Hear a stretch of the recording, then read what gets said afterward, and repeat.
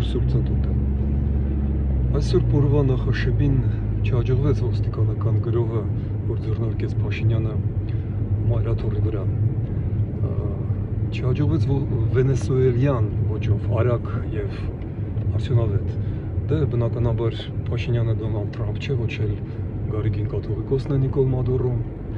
Այդպես որ Երևանը չմիացին հակամարտությունը ամենայն հավանականությամբ անցնելու է ուկրաինական սցենարով երկարաշունչ, հոգեմաշ, փոխադարձ սարսափելի կորուստներով, խարխլելով մեր ինքնությունը, պետությունը, պարակտելով ազգը։ Փաշինյանը հասավ միջանկյալ մի կարևոր նպատակին։ Նա գտավ իր բոլոր անհաջողությունների հավանաբար գլխավոր մեղավորին։ Դա հայ առաքելական եկեղեցին է երևի, հա, որովհետև 8 տարվա իր գործունեությանը ինչ էր խանգարում սանձել օլիգարխներին, ապագաղութացնել Հայաստանը, ազգայնացնել մեր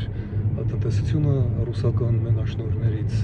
ազատագրել մեր երկիրը երկու զավթիչ բանակներից, ռուսական եւ ադրբեջանական,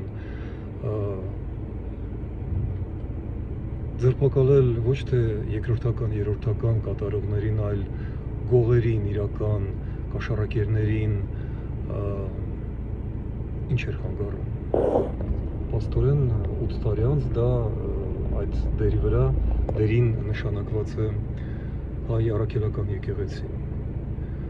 Դե ինչ, հիմա երևի ոչինչ չի խանգարի եւ մենք պետք է սպասենք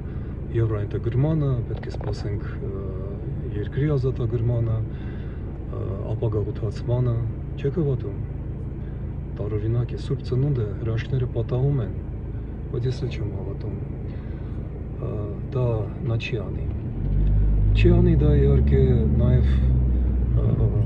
այսպես կոչված ընդդիմությունը կամ եկեղեցին, որովհետև Փաշինյանը այս պայքարի իրական նպատակը օրեն ուրիշ է։ Նա մաքրում է դաշտը մրցակիցներից։ Նրանք բոլորը պայքարում են բարեհաճության համար մի աղբյուրից, Ռուսաստանից, եւ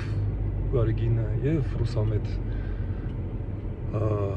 ընդդիմությունը, եւ Նիկոլ Փաշինյանը։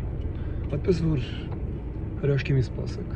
հրաշքը կանենք մենք միասին ընտրություններին, եթե խելք հավաքենք եւ արժանապատվության մասին հիշենք։ Շնորհավոր Սուրբ Ծնունդ։ Հրաշքները կատարվում են, երբ որ մենք կատարում ենք դրանք։